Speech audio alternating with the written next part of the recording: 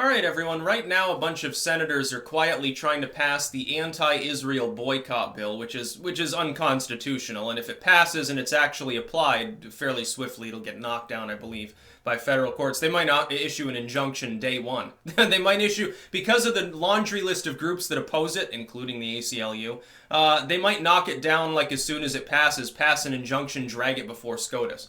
And it'll be found unconstitutional if they do. It's being led by Ben Cardin, who actually, for once, it's not one of the evangelical, Republicans. It's actually a Democrat, a liberal Democrat who's leading the charge on this. Now, what is the bill itself? The initial bill would have criminalized any boycott, divestment, and sanction sort of activity. A private business that engaged in it could get in trouble, and it could have extended to private individuals. That would be blatantly unlawful. It definitely would have an injunction issued same day. It wouldn't ever actually take effect. It would have been a disgrace, actually. The fact that there are senators that are planning to vote for this, I think that they should be taken out of office. I think that they should be forced to resign. They should be facing massive protests, because they're putting the issues and the desires of a foreign state before the United States' own commercial structure. In my opinion, that's a conflict of interest. Some of these people do have dual citizenship.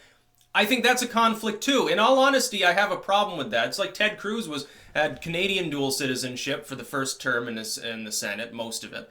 That's a conflict of interest. A person within Congress should only have U.S. loyalty. They should never have any foreign ties whatsoever. It would be a problem if they had business ties. We reamed Trump for having done business in other states years ago as a private businessman, but we have no problem with the fact that somebody has dual citizenship and operates as a senator. I think Cardin might be one of them.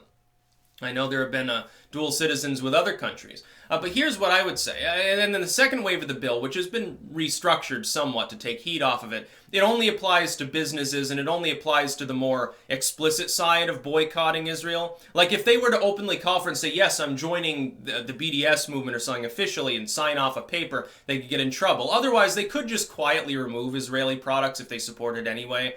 Then they could post on their Facebook, hey, we support BDS, we've removed Israeli products, but they haven't officially joined the movement in a legal sense. And the excuse for this bill is they're like, well, we don't want U.S. businesses bullied around by foreign entities into joining this boycott.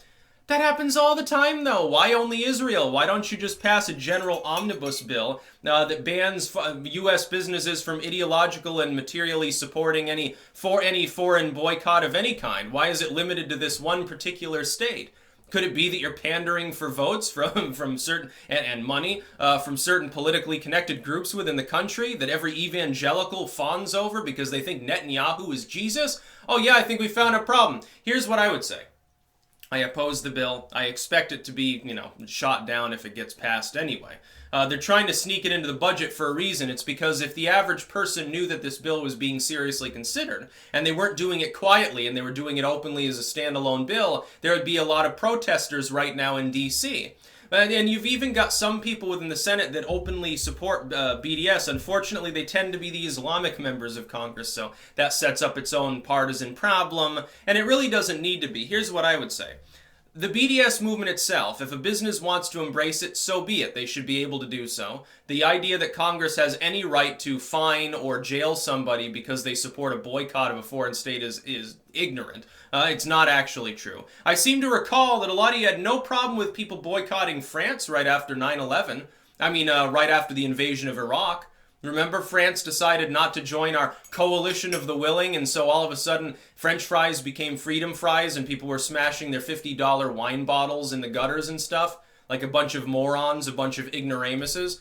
There were all sorts of businesses that, yeah, we're removing some of our French products, USA, USA. Nobody had a problem with it. And France is a much bigger trading partner, a much bigger military and economic power than Israel is. Nobody had a problem with that and passed some sort of fucking law to say, well, all these other states are encouraging our businesses to boycott France. We must stop them.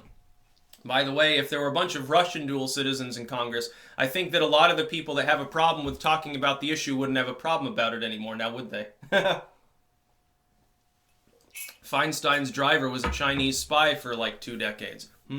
Yeah, it's a weird world that we live in. So I would say definitely.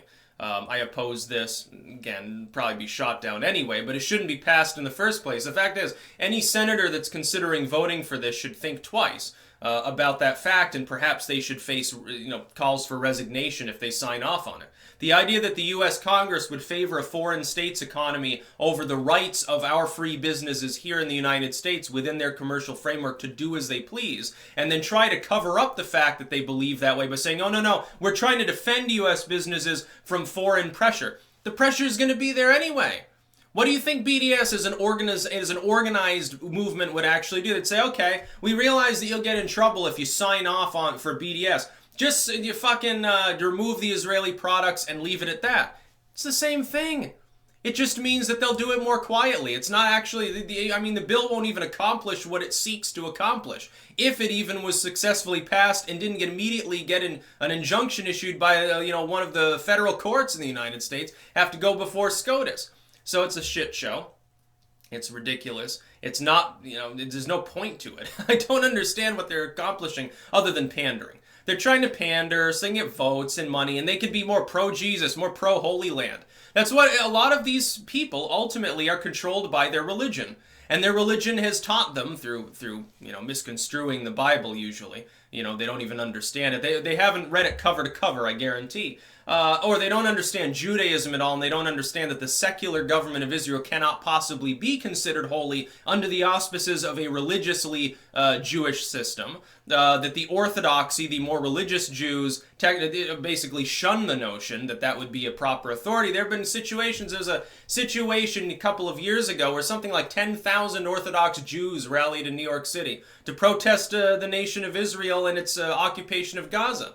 Because what they want is a religious governing authority in Israel, then they will accept it. But right now it's secular, and partially comprised of people who aren't even Jewish.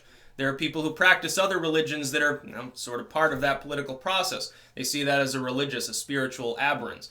A proper understanding of the more zealous side of Judaism would definitely lead you to believe that.